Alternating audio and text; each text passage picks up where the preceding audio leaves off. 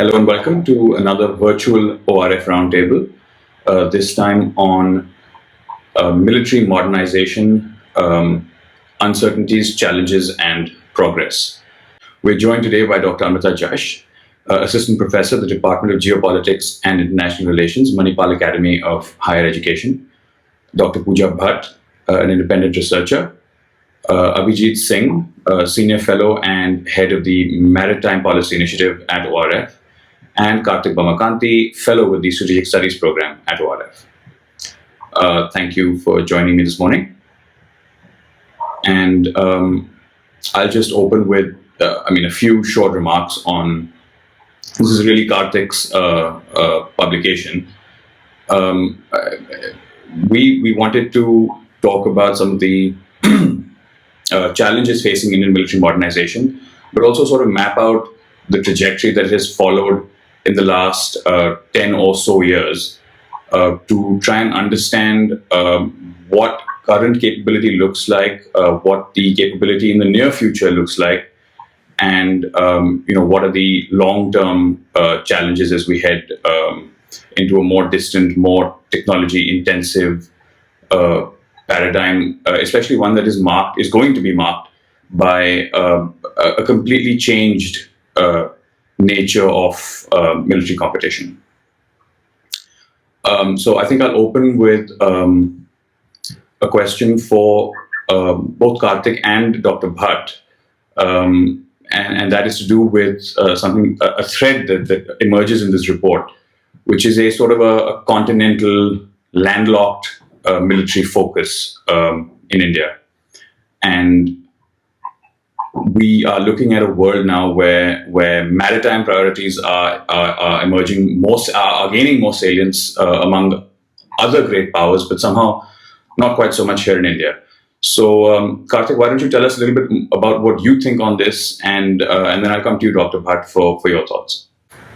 Yes, picking up on what Angad just said, or the question he posed regarding the continental versus the maritime dimension and the challenges both domains pose, but how there is a greater focus, at least among the major powers, on the maritime domain as opposed to the continental side. But in the case of India, we see a greater thrust towards the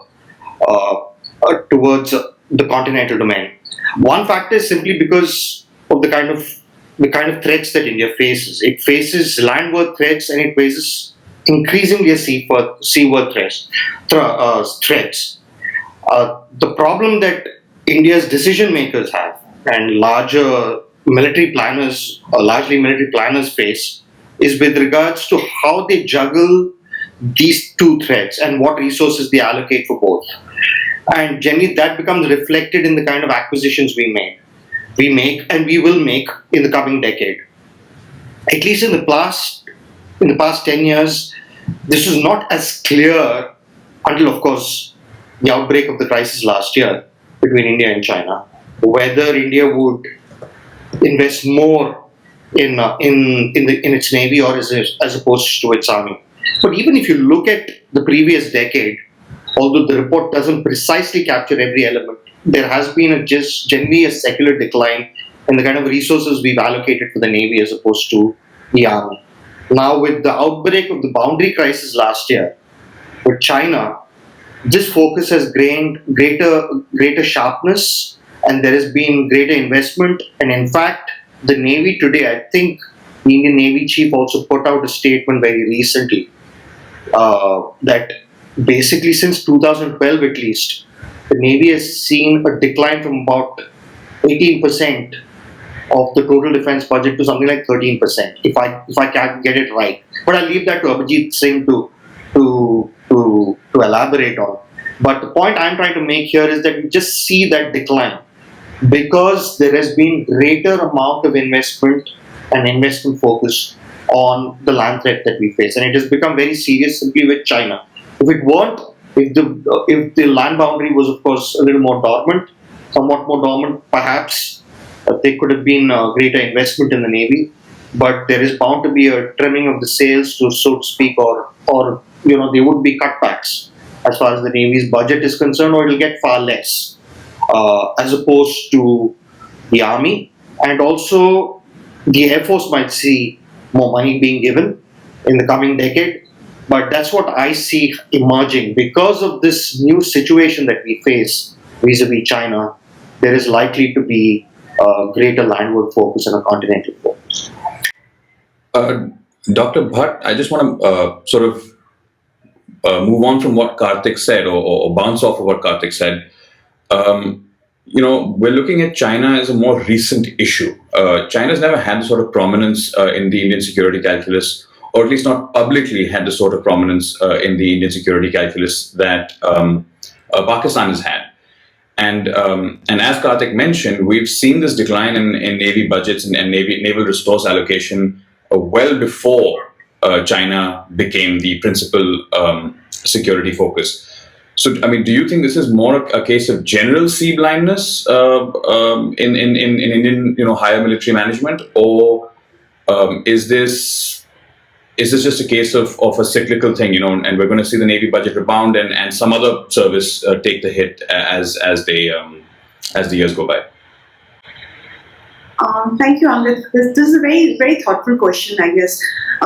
Given the fact that we have had constant security pressure coming from China, both on land borders and maritime borders, the budget allocation, if we just see, it's been a general trend across all the forces. Navy has taken the biggest hit because, as you rightly pointed out, there has been a long time territorial focus in Indian security calculus, and China, Pakistan angle has been always there. And now adding to the issues of terrorism, smuggling, which comes from our northeast borders.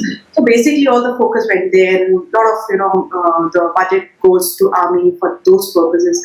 However, I will just beg to differ in terms of how the entire approach towards security has been now emerging, and the focus has been going towards the maritime domain as well. And I would see it from two angles. First, being the geopolitical realities that we are seeing more and more. Countries are trying to be a part of Indian Ocean. China being aggressive in the maritime domain. So that is one part of it. Another part that has brought the kind of maritime consciousness is the aspirational approach that India is keeping, in terms of finding its national interest and objectives in the maritime domain. And I think these two approaches are basically building towards maritime consciousness. Having said that, despite the low budget that Navy has been allocated, if you see the performance-wise, individual force performance-wise, I think Navy has done the best in terms of indigenization. If you see, it has not only developed certain platforms on its own. It took time. We can always have debate on that, but it has done developed certain platforms on its own. It has also gave back business to the country. So it's Make in India and Atmanirbhar Bharat is also being considered into this. And capability wise, we are doing pretty decent if we don't consider the weapons and sensors and all those points that this report also has mentioned. I think overall Navy has done well despite the budget allocation issues. As Admiral Srikhante's paper in this report also very clearly brings it out that Navy did try to reduce its operational and fiscal costs by decommissioning old ships and other approaches that it has taken. So, given all these scenarios, if you keep all these scenarios into picture, I think despite the low budget, Navy has performed well as compared to other forces at the moment. And I think when the budget allocation will increase for all the forces, I think maritime domain, seeing maritime importance of maritime domain, we will see more budget allocation to Navy as well. That's what I think in this regard. Right. I think that's a great hook for me to pose a somewhat controversial doubleheader to Abhijit now. Dr. Bhatt made the point that the Navy's done well, and I think it has. If you look at doing the most with the least, there's no question. right? But the double header that I want to pose is, in fact, Admiral Arun Prakash was recently tweeting on the same subject, and he said we're in danger of drinking our own Kool-Aid when it comes to indigenization, and tom-tomming achievements that are not necessarily achievements, and certainly not necessarily our achievements. What's your take on that? And then, as a follow-up, we're talking about making the best use of military budgets, and the Navy is in the middle of an enormous war, if you will, on resource allocation between. We've heard comments from the CDS and the CNS on the salience of an aircraft carrier, or a third aircraft carrier at least, for the Indian Navy. So I'd like to hear your thoughts on those two things, Abhijit. Thank you, Angad. Angad, yesterday I had a premonition that you're going to ask me this very question, because that was a thread that even I was following. Admiral Arun Prakash had some very interesting things to say. I, for one, completely agree with what Admiral Prakash is saying, because I've been following this for a while. I've recently done a paper on naval shipbuilding, and I also came to somewhat of the same conclusion, which is that we are under pressure to subscribe to, for lack of a better expression, this whole concept of Atmanirbhar Bharat. And as you know, that Navy for a long time has actually has been dependent on foreign technology. Now we need to do something urgently to show that we're moving on indigenous production, and we have done a lot of what we've done in recent years has been indigenous, and I'm talking not just about the P-15, the P-15As, and now P-15B Kolkata, Visakhapatnam, but even otherwise, there's been a lot that the Navy has done in terms of indigenous construction. But I mean, Admiral Prakash points to a very interesting fact, which is that a lot of this equipment, which is being portrayed as or passed off as indigenous, is actually under license production or uses components that are procured from abroad. So are we, in a sense, then deluding ourselves that this is indigenous and that we don't need to depend on foreign technology anymore? I think he has a point. But this is defense modernization is complex. And this kind of portrayal of what you make as indigenous is, in a sense, par for the course. I mean, all developing militaries tend to do this. It's also about morale. Look, the fact is that our morale has been pretty low when it comes to indigenous manufacturing for the past few years. And now that we see that the Navy is doing well, particularly the Navy, but even some of the other services, we want to instill confidence in our engineers, our people within the country that have been working on defense and indigenization to be able to go out there and do what's needed to be done. Of course, we will continue to remain dependent somewhat on foreign technology, and we'll have problems in the absorption of the technology. Another point that Admiral Prakash has pointed out in some of his tweets and in some of his threads, that absorbing technology is not as simple as some people portray it to be. But having said that, I think the Navy has set a good course for itself. We're doing well, and even though there are challenges in terms of budgetary allocation, which brings to the second part of what you asked me. That is true. That is absolutely, you're right when you say that we are at a war, and the reason why I think this has happened is that for a long time, the Navy has nurtured this vision of a sea control force. Our entire strategy revolves around power projection and sea control, and that's the way it ought to be. Because if you're a first-tier power, you need to be projecting influence. And look, maritime power, unlike military power, or rather land force power, army power, is not so much about tactical issues. It is, of course, there are tactical issues, but it's more conceptual. It's more about how do you shape the balance of power in the commons. And in order to do that, you need big assets. A submarine is not going to be able to shape that balance in any way, because a submarine is not meant to show itself. A submarine depends on stealth. And so you need the carriers. And so the Navy has been making this point quite vociferously over the past many years that we absolutely need a third carrier. Unfortunately, the CDS is of another opinion. And the CDS believes that if at all the Navy needs anything, it it needs submarines. And so that means that the Navy should see itself as a support force, simply to support the mission on the land border. I'm not going to say anything more than that, but just to say that the Navy is not willing to give up on its demand for a carrier. We have prioritized the submarine, and just in a statement that came out recently, the Navy says that we are willing to go ahead with submarines, but I'm not sure that the Navy is willing to back down on that demand for a third aircraft carrier. Perhaps it will be a smaller carrier, but we certainly do need a third flat top in the fleet. Thanks. Thank you. I think I'll use my pulpit here for a minute to just say that I feel it's a bit of a middle path that the Navy could take. And again, I'll refer to what Dr. Bhatt said about Admiral Srikande's contribution to this report, where he did note that the Navy's done well to sort of keep its operating costs in check by retiring older, more problematic platforms. And I do believe there's a case to be made, perhaps premature, but for the Navy to consider retiring Vikramaditya in favor of a new, full-fat cattle bar flat top. I mean, it would be an interesting move if they did that. If they showed the willingness to sacrifice one in favor of the other.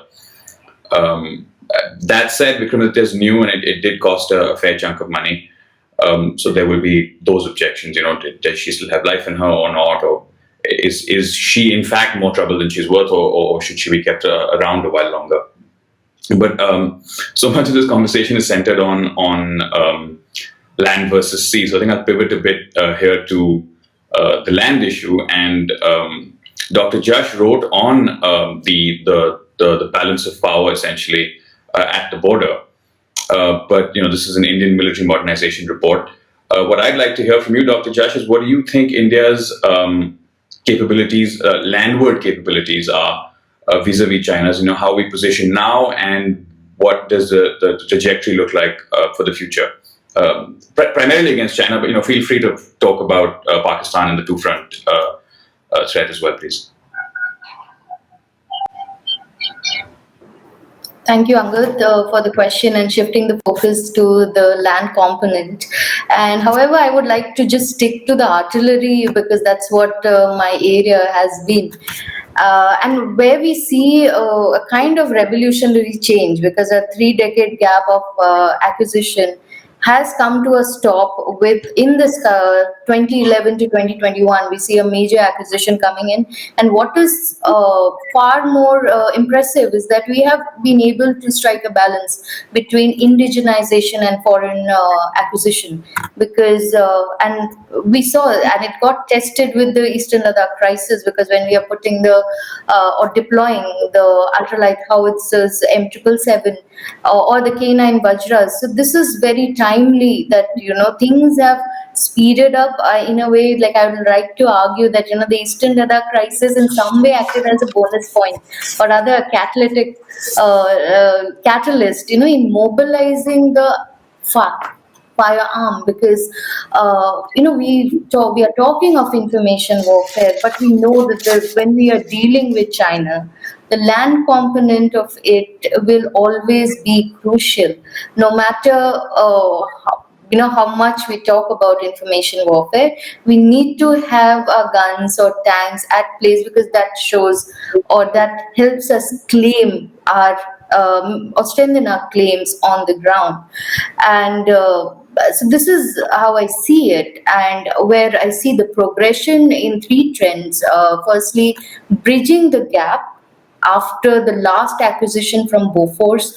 Secondly, standardization of the caliber to 155 mm, so replacing the old 122 or 105 mm. So this adds to our precision, ammunition, and reach.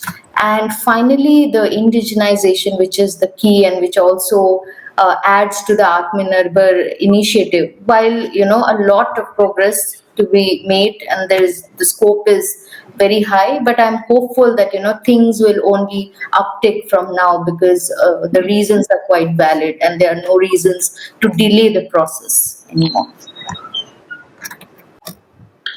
I'm interested in what you think about long-range precision fires, because that's something we haven't really gotten into. I mean, the things like within the existing inventory, things like the Krasnopol Russian round and the Excalibur US round are still considered sort of expensive silver bullets. How is the Army, by your reckoning, is the Army satisfactory in its approach to understanding and adopting precision fire at range, at extended ranges beyond sort of what we're looking at, with sort of anywhere between 39 and 52 caliber tubes that are currently in service? I would like to argue that, for us, when we see the modernization of the artillery, our main focus was mediumization. So that's where the restriction comes. And secondly, when we talk of range, we, with the upgradation of ammunition and the caliber, we have been able to tap on the reach. But what still remains restricted is the surveillance. Therefore, that prevents, our say long range, or making that range prohibitory in some way. But in the future demands precision guided, where loitering munitions, radars, missiles, rockets, and the unmanned aerial vehicles would be the prime, and that's what we need to aim at. So in doing so, certain things that we need to keep in mind, that the artillery should be such, or the inventory should be such, that there has to be non-linearity, homogenization, greater precision, and ammunition and precision will actually be the catchwords for our developments in this process. Right. And do you think some of this is to do with the fact that we are still implementing in the present tense, it's not complete, a field artillery rationalization plan that dates back, two and some decades? Are we just on the back end of that curve just because of how delayed things have gotten?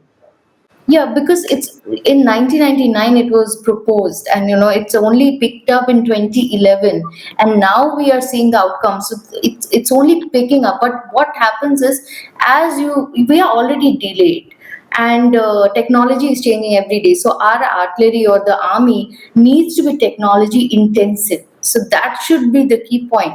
So if we are making a progress right now, which we are meeting our older needs. So, but the threat is changing every day. It's on a constant move. So we need to match up, but the challenges remain. So that's the biggest challenge that we are facing, how we tap the time with the technology, the need of the art technology, or state of the art technology. So that will be a big challenge for the Army to face up with. Thanks, Dr. Jash. And again, a perfect segue as we talk about long range and precision fires.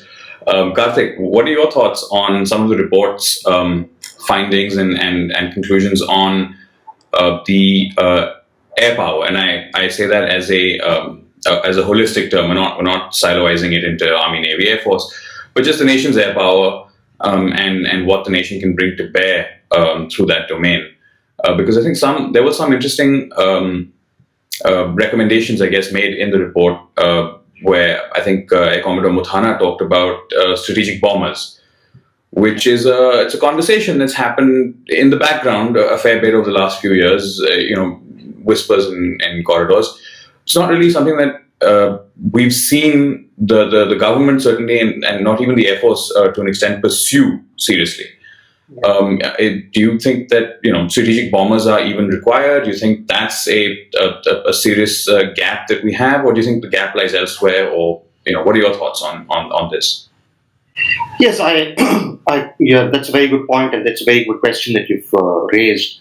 Yes, one of the issues that comes through in the report, and especially in Air Commodore Muthana's observations and his analysis, is that it is one of the key areas of a weakness that he sees, because there has just been no move towards envisioning an air force with a large bomber force or a bomber component. But more importantly, the challenge is that, are we ready to make the kind of resource allocations to acquire a bomber? And is the emphasis, as I see it, and as based on the report itself, and based on the analysis in the report by Air Commodore, Matana.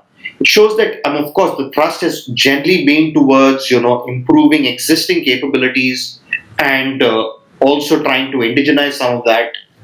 And also, the emphasis has been more on the fighter wing, and but stealthy long-range bombers are yet to find the kind of place and the kind of deterrence value they offer, and also the value they would offer in a war fighting scenario. But because of the kind of costs that are likely to be at work, that are likely to play out in terms of future allocations that we make, I don't see yet immediate move towards acquiring bombers.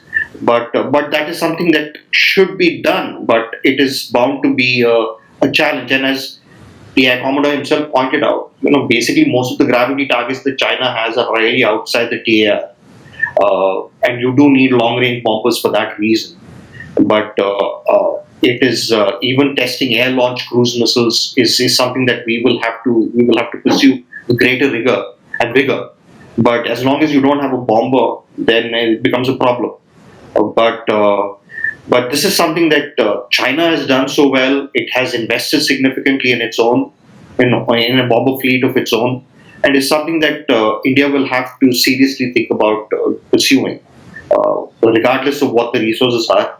But it will have to certainly have some vision, and at least the governments in succeeding years, not just this one, but there could be another one, must take into account very seriously. Yeah.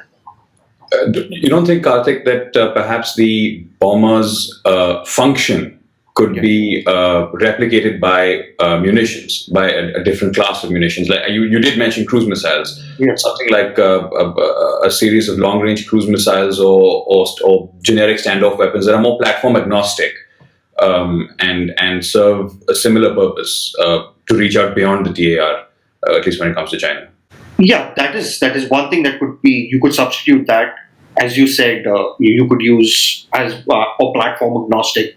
Yes, there are always dangers with even a bomber going down, and of course, bombers also are a substantial investment. They capital intensive in their own right. But yes, there could be an alternative, like from land-based platforms. You could have larger number of cruise missiles that are capable of precision attacks, and you could also have a larger number of if you wanted, even ballistic missiles, if you do intersperse them with some of your nuclear capabilities. But we don't need to go into that. But the thing is that you could just have a strong conventional ballistic missile force, but which are geared towards striking deep into the Chinese heartland, regardless of, and that could also bolster deterrence, and that could also create certain conditions for greater stability, and also create conditions for the Chinese exercising caution. So that's certainly a possibility, and it should be explored in case you cannot get pulled, or there is no money available, or there is no inclination for the acquisition of a bomber-based missile force. So that is something that could be considered. And the other issue then, and again, this bomber discussion sort of leads us here, is penetration. I mean, we've got excuse me, that's really helpful. We've got the issue of penetration, which is unless you have a stealthy bomber, the range of the aircraft itself is not necessarily useful because it still has to penetrate defended airspace, whether we're talking about ground-based air defenses or counter-air tactical aircraft. So in that sense, I feel as far as the strategic scenario in the subcontinent, or at least in the region is concerned, I think bombers is more about giving you basing flexibility than actual tactical reach. It just allows you to base your weapons and your munitions in rear areas away from enemy contact, and yet deliver them where they are required. and I'm not entirely certain how that benefits the way India looks at prosecuting air campaigns, where when we get airborne from let's say air bases in Uttar Pradesh or Punjab or Jammu and Kashmir, we are already at the edge of China's air defense bubble. So penetration becomes an issue basically from the point that your wheels leave the ground. But moving on from that, but sticking with the penetration issue, then the next logical thing is stealth, right? And this is somewhere that we have massively lost our edge in at least in Asia, where for a half century at the very least, if not longer, India was the dominant air power. No one had the airlift capacity of the Indian Air Force. No one had the heli lift capacity of the Indian Air Force. We had for decades the largest fighter fleet, certainly the largest contemporary fighter fleet. China was often ahead of us, but they were always about a generation behind. They were always struggling with J7 variants and things like that. What do you think this shift portends in terms of the conventional balance of power in the region, and also vis-a-vis Pakistan? I know this entire conversation has sort of managed to focus entirely on China, but this erosion of call it erosion or call it an inability to keep up with contemporary capability. Where does that leave us? Yes, it certainly leaves us behind. Stealth, as you flagged, is a very important issue. This is an area which actually China has invested considerably. Of course, we are talking a lot about China here, but it is the dominant power. It is the emerging power really, and is set to become dominant if things go the way they are. Could become very much. So the problem is that stealth is one area they have also invested considerably, but we have not had that kind of investment. My own sense is about the point that whether it would completely alter. It could potentially do a lot of damage to the balance of air power, at least in the region. If you look at the kind of collusion, the kind of partnership that you have between the PLAF and the PAF, that is the Pakistan Air Force, and also the kind of exercises they've conducted, they've also had a lot of, and the Pakistanis do have a lot of Chinese-made aircraft in their inventory. So they have a very stable supply line, but they also don't suffer from many of the kind of procurement issues that we suffer as far as our air assets are concerned, and our fighter requirements and our bomber requirements are concerned. So that is one area that India will have to address very, very urgently. Of course, the kind of acquisitions we make are also piecemeal. Look at the Rafale, for instance. These are sort of piecemeal acquisitions. But the more important thing is that about the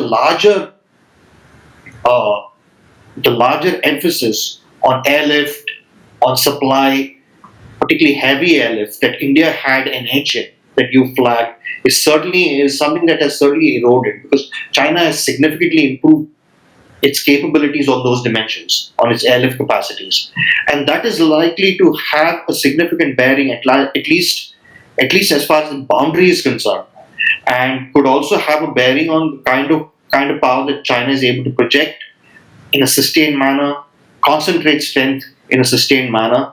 So that is likely to be a very, very crucial challenge that India will have to think about and will have to look at very carefully about as it goes forward in terms of planning for the Indian Air Force.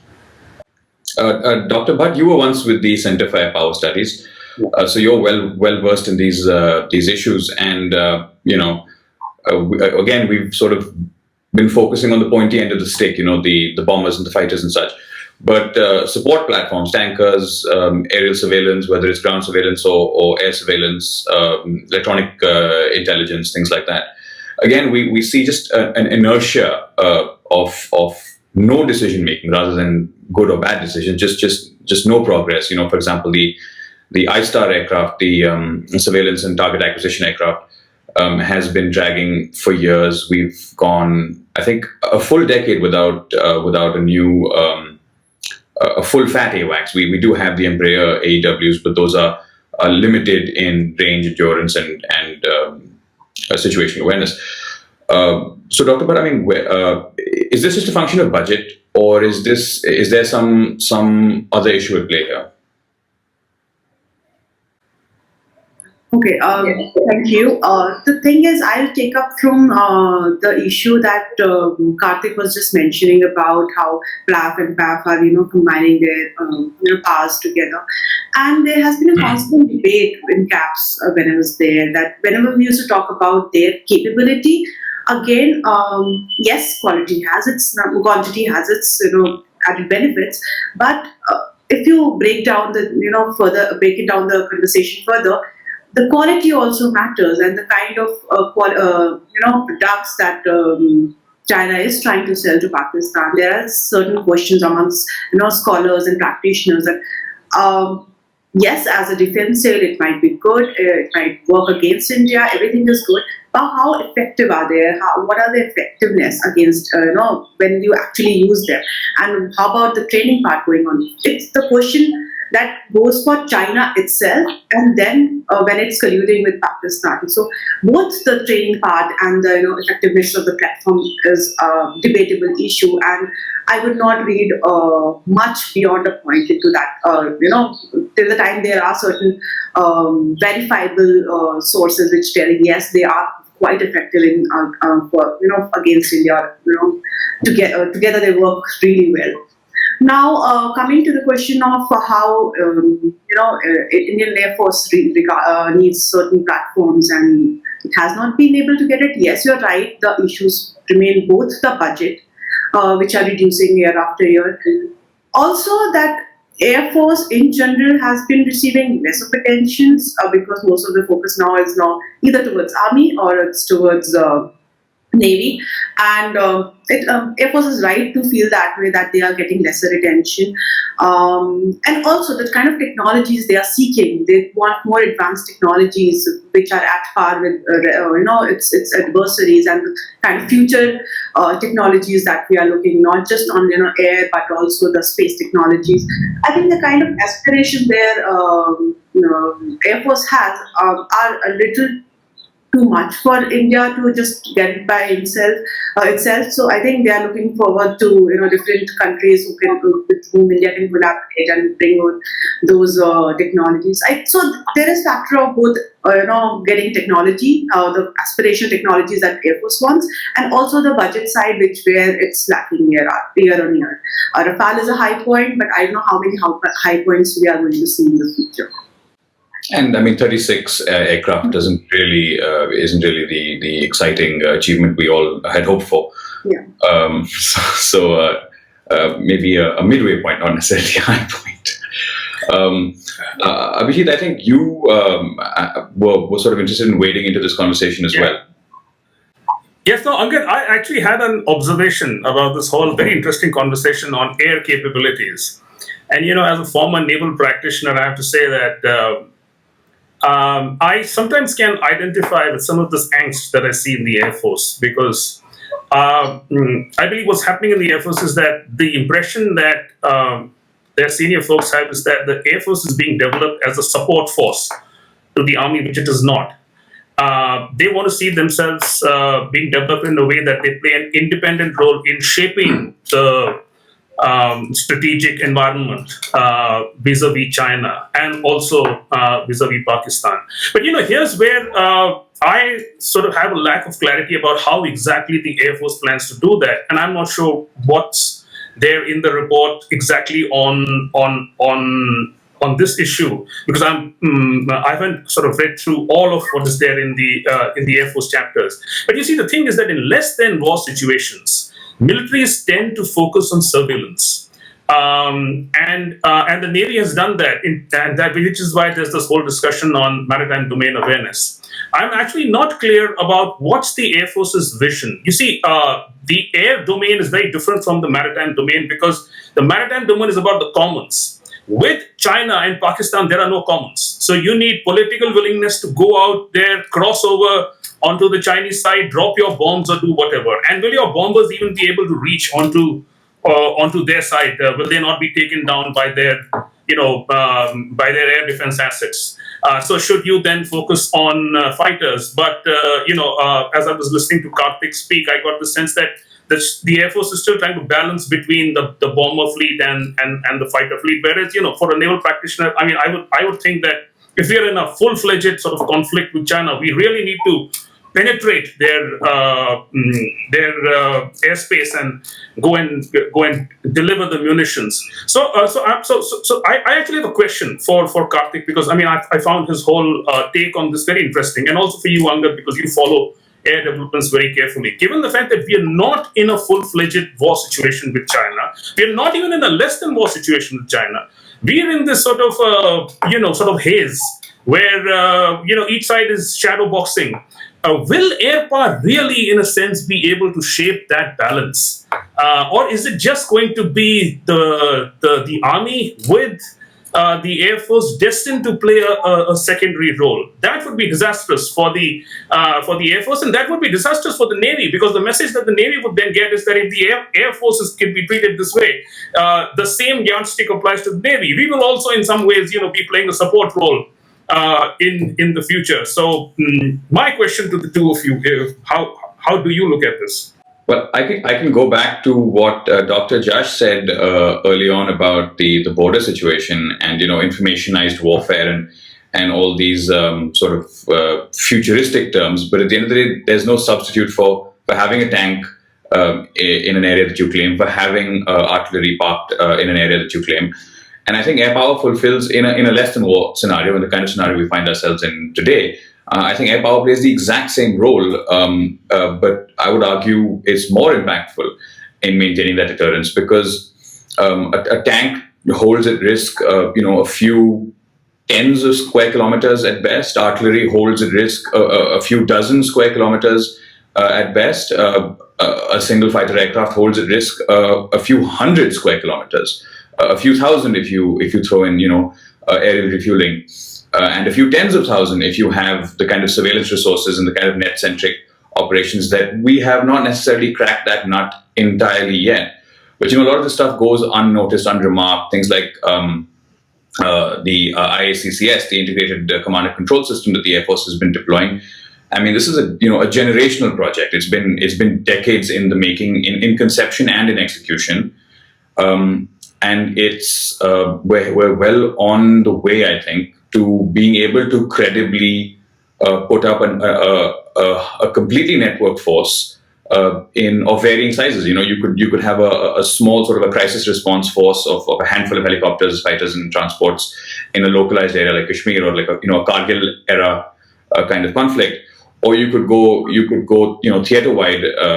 The use of that term is still a whole different can of worms. But you could go theater-wide, from cover from north to south Pakistan or east to west the China border, with a for once a genuinely comprehensively networked force. We're not there yet, but it's something that if I was on the other side, if I was on the receiving end of that sort of a force, it would give me pause for thought. The same way that a brigade or a division being moved around on a map would give me pause for thought.